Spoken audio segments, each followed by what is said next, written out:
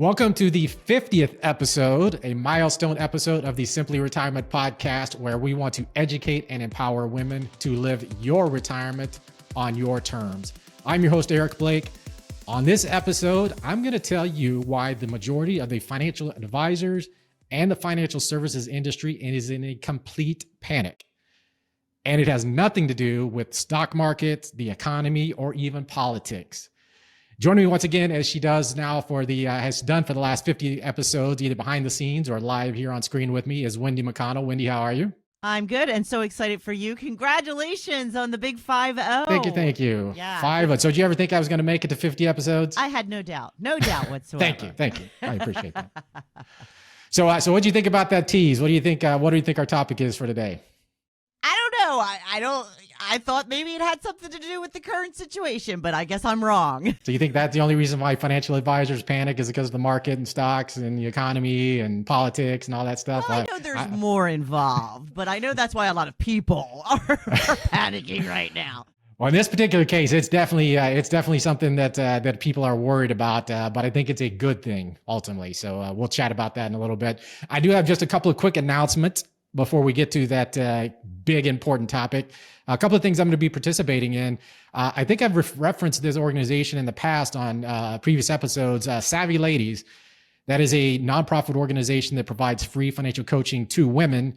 They are having their first volunteer summit on April 28th, and I have been invited to be a panelist. Very nice. On that, along with the founder, which is really cool, Stacey Francis. She founded it back in 2003.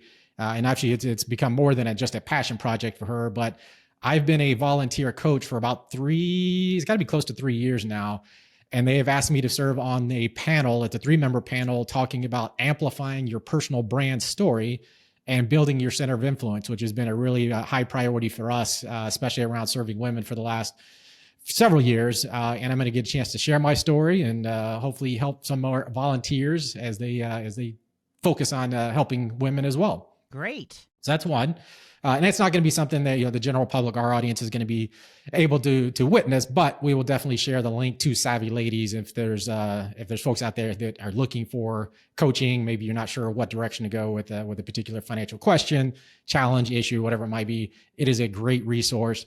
CFPs, attorneys, CPAs, whatever type of financial professional you might feel like you need help from, you can get free help there and at least get you on the right path. Okay. Next, and this is actually going to be coming up as we're recording this on the Monday the 7th, just a few days away. I'm going to be on what's called the Financial Freedom Show. And this is part of it's several different shows as part of what's called the Thriving Women's Network. It's shown on E360 TV and even on demand. They've asked me to participate as well, and we will share the link on that. So I'm really excited about that. And the Savvy Ladies, I don't know why I forgot this. Savvy Ladies is going to be New York City. So we're going to make a trip up to New York here in just a few weeks and spend a couple of days there. Got the Lion King tickets and as so well. Good. So we're going to make it a little bit of a mini vacation as well. That's close to me, Eric. Hey, you need to come up. We need to figure out how to get together then, right? I'll join you for the Lion King, one of my favorites. Awesome. Yeah.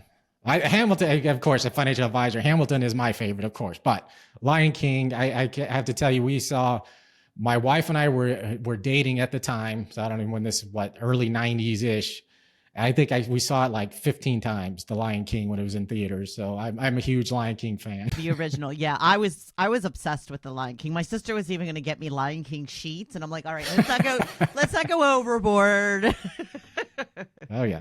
So I definitely, when we had kids, we watched Lion King all the time too. So that was I got to revisit that. Good. Okay. So for today's topic, why are financial advisors, why is this financial services industry in a complete panic? Nothing to do with the stock market, nothing to do with the economy, nothing to do with politics. So there's a report that came out a few years ago from a company called McKinsey & Company. And you may have never even heard of that. Very likely you haven't, but they do a lot of research, a lot of white papers and things along those lines for the financial services industry. And here's one that I think is very interesting. And it is, here's the title: Women as the Next Wave of Growth in U.S. Wealth Management. Mm-hmm. Right? So we heard a lot about this whole wealth transfer, generational wealth transfer. And one of the things that I found interesting, and here's some of the stats. just to go along with this. So it's expected by 2030 that women are going to be in line to receive $34 trillion in wealth by 2030. That's the first stat. Second stat, by 2030, women will control 67% of the stock market wealth in America. Now, can I ask you, why is that? I'm glad you asked. That's a great question. What's happened to them? So here's what's happening. So you basically have, to hear that this generational wealth transfer, there's a few different aspects. First one is the baby boomer generation is getting older. So as that actually occurs, those assets, when those folks pass away, are going to get then inherited by that next younger generation, whether that's Gen X or even some of the younger generations. That's part of it. So you got this big wealth transfer due to inheritance. You also have the issue of women outliving men.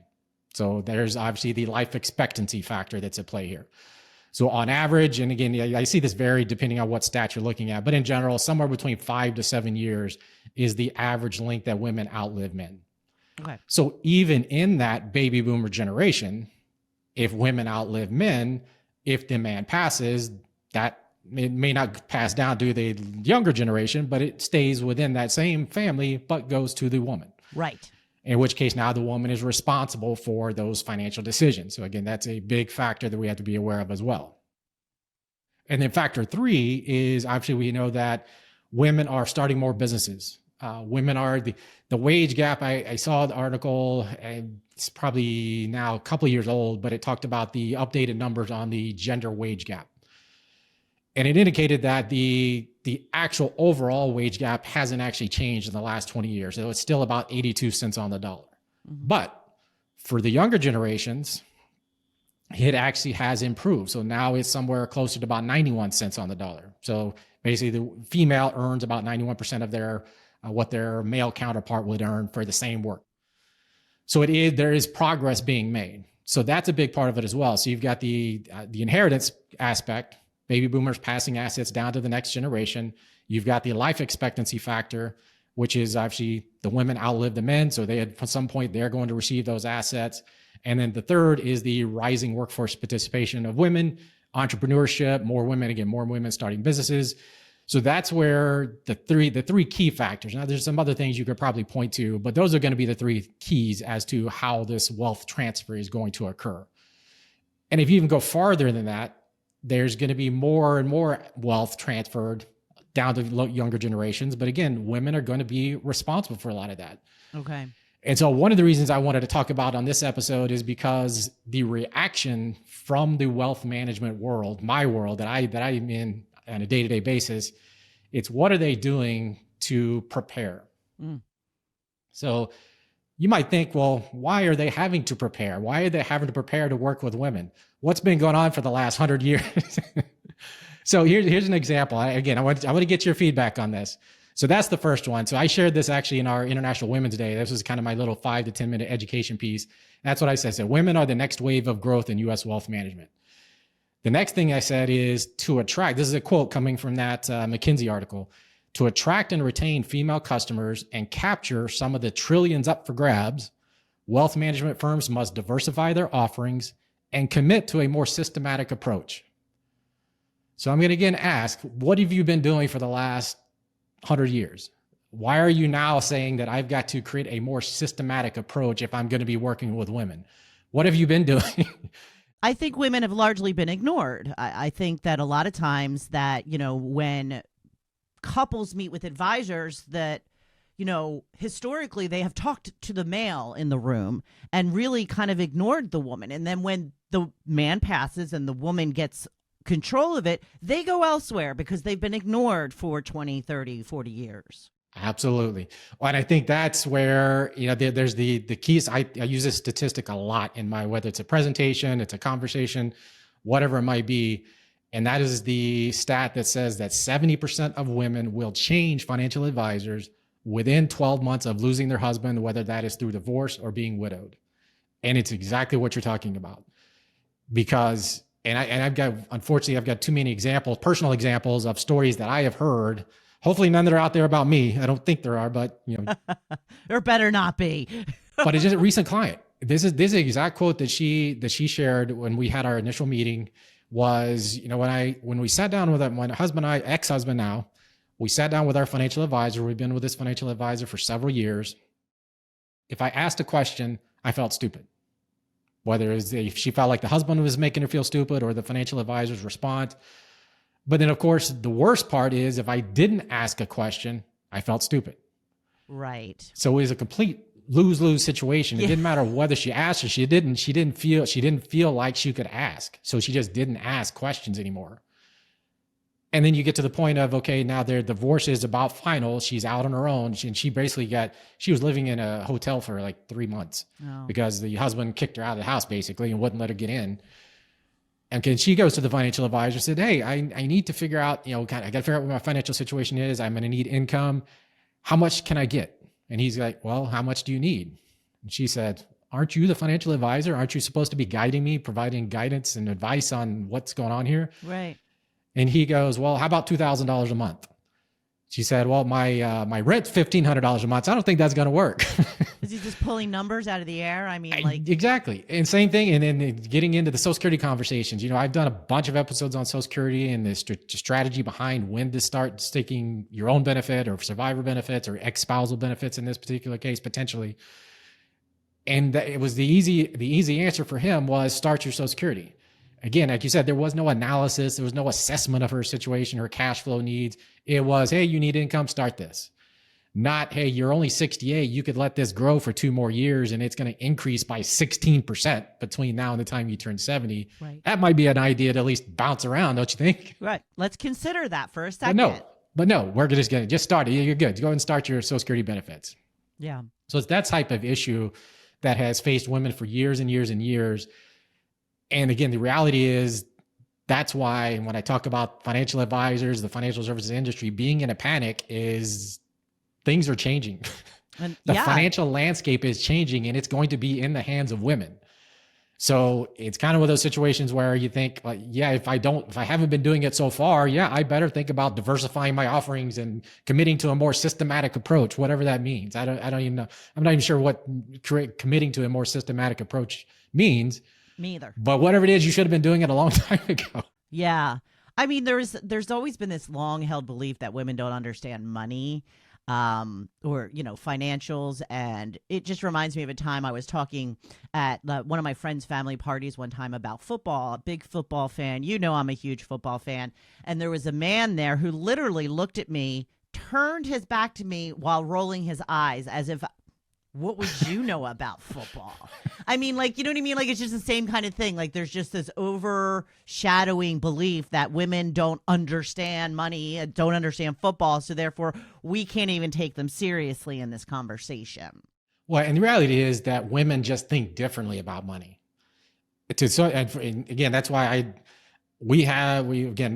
for the most part, our focus is working with women in that transition phase, 55 and older, trying to make that transition into and through retirement, in many cases being on their own for whatever reason, single by choice, widow, divorced. Because again, I've been doing this for years and years. We do have just a couple of single male clients that we work with, but they just think different about money. And it's not good or bad necessarily, but sometimes for a lot of men, it's the money is the goal. It's just more and more money. But for women, and this is where I do have to make sure that I'm taking the level of patience, I'm exhibiting a level of patience and making sure I'm asking questions and listening. And that's obviously the key. Because for women, it's what is this money going to do for me, for my family? How can I get peace of mind? That's the end result. The goal is, if I want to do something for my family, can I do it? Am I going to be okay to do that? What's going to help me sleep better at night? And so it's just, again, thinking differently about money. And to me, that's why women are such better clients. Because, as we sit here today, the market is going crazy. So when you talk about, so there's other reasons why financial advisors are panicking today as we record this. Okay, good. I'm glad. So it is on our mind, not to say that, but from the standpoint of long-term, this is a blip. This is whatever is going to happen. It's going to be temporary. There has never been a permanent decline in the stock market. It's not permanent. If it's a permanent decline, we got way more challenges than what we're facing at the moment. But it is a blip. And so 5 years from now, 10 years from now, 20 years from now, whatever happens today, as we're recording this on April 3rd, I'll go and throw out the date. It doesn't matter. It's not going to make an impact to the end result of what you want what women want money to do for them. Can I have the peace of mind that, back to the client I was talking about, her biggest thing is for many years, she has not been able to go dance. It used to be something they did when they were younger, when they were first married, but it just hasn't been able to happen. She was a professional dancer. Oh, wow. One of her biggest priorities as she's making this new life is, hey, I wanted the opportunity to go dance. Maybe I want to start teaching dance again. But to be in a position where she can do that without worrying about, do I have enough money? And that was one of the main things I took away from her initial conversation is she felt like, and she's got a decent amount of assets. I'm not going to go into too much detail, Sure. but she's got more income available to her than she would have ever expected. And she was even surprised when I said, okay, let's go through your income scenario. She was surprised by, hey, are you sure? Is that right? Can I really do that? That's the best kind of surprise. Exactly. But for her, up until that point, until we had that conversation, she felt like every dollar mattered. Right. She was stressing about every dollar. He's making sure I got to be able to pay my rent.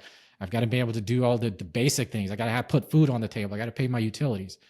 And then to say, hey, well, based on doing our assessment of your actual situation, whether we keep Social Security going, or maybe we use some of these strategies that we've talked about on past episodes, maybe we suspend or withdraw your application. If that makes sense, we'll look at it. But the bottom line is you're going to have enough income to do the things that you want to do and be able to sleep better at night. And that was her biggest thing. Whether we got, X rate of return on our portfolio over the next 5 years, she didn't ask that. She didn't say, well, what kind of rate of return should I expect? That wasn't her question. Is that what men ask?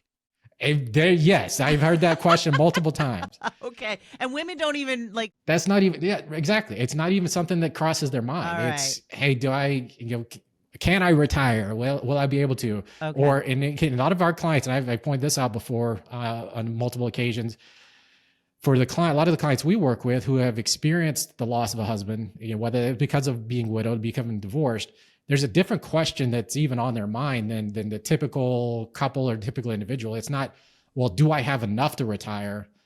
A lot of times their question is, what do I have? Mm-hmm. Because they don't know, right? Either because they're newly on their own and having to make these decisions by themselves, or another client that joined us, probably a year and a half or so ago, husband passed away. Had he not had at least the foresight to have life insurance, sufficient life insurance, her entire financial situation would be different. Yeah. But that conversation of, hey, he had this, but what does it do for how much can I live on based on this, based on my situation? So it wasn't, do I have enough? It's how much do I have? Right. And that's, again, a completely different conversation for a lot of our clients where they just wanted the piece of them, am I going to be okay? Yeah. That's what we need to know the most. That's because, again, it's a peace of mind thing. Yes. Mm-hmm. But I think there is that obligation for many women to make sure that you are taking steps to be educated, to find resources that are available. Because there's another stat that, again, I use quite a bit, which says that 80 to 90% of women are going to be responsible for their own financial situation at some point in their lives. It could be early on when they're younger because they're single and have not gotten married yet, or because of some of the factors we've just talked about around life expectancy or some of these other issues, that it's on the back end, that it's they're in their 70s, they're in their 80s, they're in their 90s. Husband is no longer there for whatever reason it might be, divorced or widowed. And now, again, they're going to be responsible for their own financial situation. And that's my story. Again, and that's one of the reasons I wanted to share this on episode 50, is because this is why I get the question a lot about, why do you choose to focus on working with women? Mm-hmm. Because that's my story. My mom dealt with it. She's now, 73 this year, or 74. I'm sorry, 74 this year. She spent a lot of her time, I was raised by her when it was just her. And I've told her, I've shared this on, in our different events to her personally. I can never understand the sacrifices she made to give me the life that I had. But she's now one of those people that we talk about a lot, is she's making this transition into retirement on her own, trying to make some critical decisions. Same thing with my grandmother. So she was widowed at 62. She's been widowed. She never remarried. She's been a widow for 28 years. She turns 90 in exactly 19 days from today. Wow. So she will be 90 years old. She spent the last third of that, or actually probably more than a third. I'm not going to do the math because I don't have time, but But in general, she's been about a third of her life on her own, having to make these critical decisions without that other person to bounce ideas off of, to talk through things with. And that's where you've got to make sure you know what resources are out there. And that's been, again, one of my key objectives with this podcast is just bringing resources to the table, helping women know where these resources are, who to reach out to. Because a lot of these issues, you get overwhelmed if you don't know where to go. Because when you talk about caregiving, for example, women they will take on that role as caregiver, and they will take it 100%. They will go all in on providing for whoever that is, whether it's a child, whether it's a parent. Go all in. And there's these mortality statistics that are out there about the caregiver passing away before the cared for does, because of the stress, because of the anxiety, everything that goes into doing that. So how can we bring resources to the table for caregivers, whether that's helping with financial decisions on Social Security, or caregiver coaching, or caregiver resources, or patient advocates, of people that can help step in and fill that role to some extent. So that's been one of the biggest things. And I probably don't have time to go through some of the things I would love to share on this, but just touching on a few of the past episodes that we've done. I think a great one was Nancy Griffin back on episode 43, where she talked about glowing older. I think that's an amazing term. I love that term. Yes. And it's basically saying that that last third of life should not be a zero. Embrace aging, live the life to the fullest. But it takes work to do that. You have to put something into it. It can't just be, well, I've retired now. That's it. I'm going to sit on the couch and watch TV for the next 30 years. Now you play pickleball. Pickleball. Here you go. But that's I love that one. Let's see. Linda Lingo, a retirement coach. I'm a financial advisor, financial planner. I love what I do, but I might not be the right fit for everybody. Some people may want more of just a straight coaching relationship where they don't want, we primarily manage the investments for our clients. Not everybody needs that or wants that. So somebody like Linda, who's a financial retirement coach for women, can step in and give you coaching on what decisions you can make. That she's a huge resource. Or Elizabeth Sherman, so Linda was episode 31, if you want to go back and take a listen to that one. Elizabeth Sherman, episode 30, prioritizing health.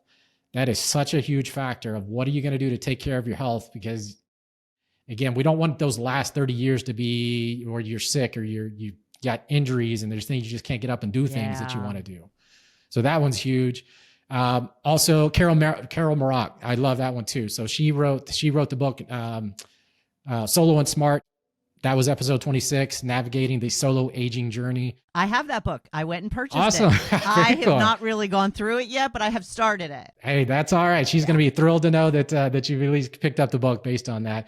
But we actually gave away, and I can't remember if I shared this or not, we gave away 100 of her books as part of our International Women's Day event. Oh, amazing. So that was the book we gave away this year.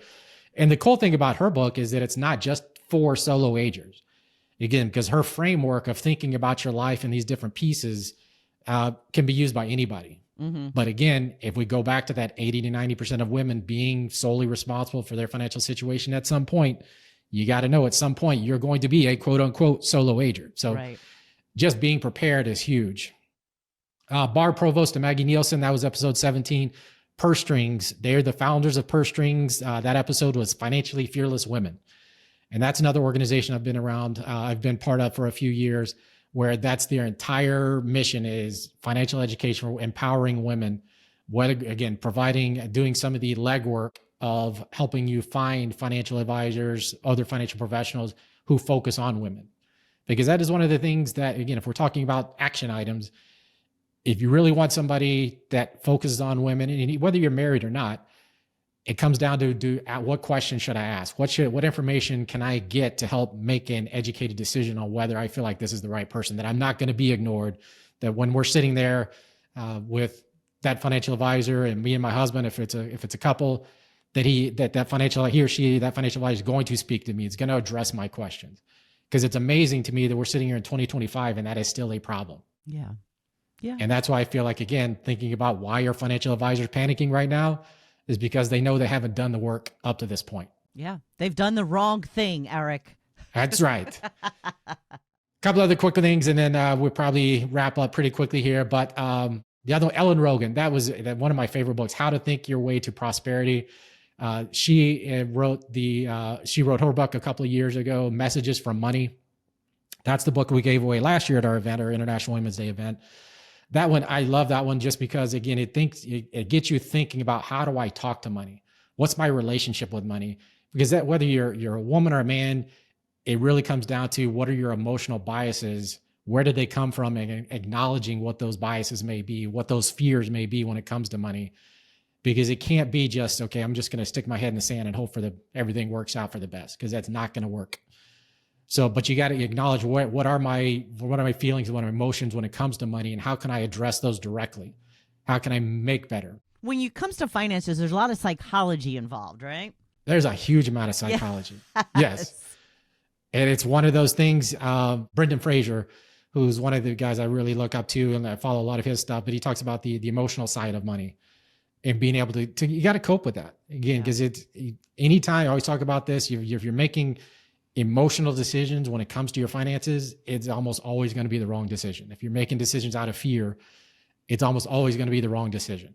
So how do I get past that level of fear to make an educated decision? Doesn't mean you might not make some adjustments, but again, understanding why you're doing it and having something behind it, having a reason behind it. Right. Got it. I think it'd be huge. Let's see, a couple other quick things. So there's a new book that I came across, Breaking Money Silence by Kathleen Burns Kingsbury. That's another one I wanted to throw in here. I haven't had her on the podcast. I've seen a couple of podcasts she's been on. I've just picked up the book myself, but it, again, kind of that same thing of when you're talking about, whether it's a couple, being open to talking about money.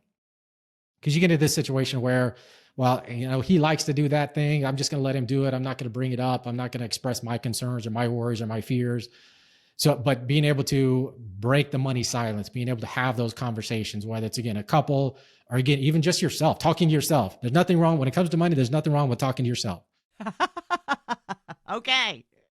But also talking to your older parents. So we talk a lot about, if you're, for our ideal client, we'll call it, somebody who's kind of in that 55 to 65-year-old range, a lot of times their parents are going to be in their 85, 90, somewhere in that range. And they're going to be needing care. They're going to have to be making these end-of-life decisions. So how can you have those conversations with them effectively? And you're not going to work out perfectly every time, but you got to be willing to have those conversations and be able to be open about what some of the fears are, what some of the challenges are. So that's really the resources, some things I wanted to share going back as this being our 50th episode, review some of the past guests that we've had that can help women make educated decisions because it's coming. You're going to be responsible. And I think it's interesting to see how our industry is responding to this, that it's this big push that you need to change your processes and update your systems. And again, what have you been doing for the last 100 years that's telling me you now need to change what you're doing, change the way you're doing things? That's an issue. I'm like, you might be a little bit too late at this point. Yeah, might be. Anything else you think I missed, or any other questions or thoughts you have about this topic? No, I think you covered everything. You have to get the woman you just mentioned about the book. You have to get her on. Let's get on this as booking her as a guest. I will get to work on it. I know Brendan, so I will. I'll probably reach out to him very soon and ask for an introduction and see if we can make that happen. But, yeah, he'll be more than happy to do that, I'm sure. And once again, congratulations to you. I'm looking forward to the next 50. Thank you. So, and being weekly podcast episodes now, we'll get there a little bit quicker. Ramping them up. Well, thank you so much for tuning in to this episode of the Simply Retirement Podcast. If you enjoyed today's conversation, be sure to subscribe, share it with family and friends. For more resources and episodes, please visit us at www.thesimplyretirementpodcast.com. Until next time, please remember, retirement is not the end of the road. It is the start of a new journey. That's it for today's episode of the Simply Retirement Podcast. We hope you found our insights and advice helpful in planning for a fulfilling retirement. Don't forget to take action on what you've learned today. Visit our website at blakewealthmanagement.com to learn more about our firm and review our Simply Retirement Roadmap process to get you on the right path to the retirement you deserve. And don't forget to click the follow button to be notified when new episodes become available. Thank you for joining us on this journey, and we look forward to helping you achieve your retirement goals. Remember, Retirement is not the end of the road, it is the start of a new journey. So embrace it and make the most of it. Until next time, take care. Content here is for illustrative purposes and general information only. It is not legal, tax, or individualized financial advice, nor is it a recommendation to buy, sell, or hold any specific security, or engage in any specific trading strategy. Results will vary. Past performance is no indication of future results or success. Market conditions change continuously. This commentary reflects the personal opinions, viewpoints, and analyses of Blake Wealth Management. It does not necessarily represent those of RFG Advisory, their clients, or their employees. This commentary should not be regarded as a description of advisory services provided by Blake Wealth Management or RFG Advisory, or performance returns of any client. The views reflected in the commentary are subject to change at any time without notice. Advisory services offered by investment advisory representatives of RFG Advisory, a registered investment advisor, Blake Wealth Management, and RFG Advisory are unaffiliated entities. Advisory services are only offered to clients or prospective clients where RFG Advisory and its representatives are properly licensed or exempt from licensure. No advisory services may be rendered by RFG Advisory unless a client agreement is in place.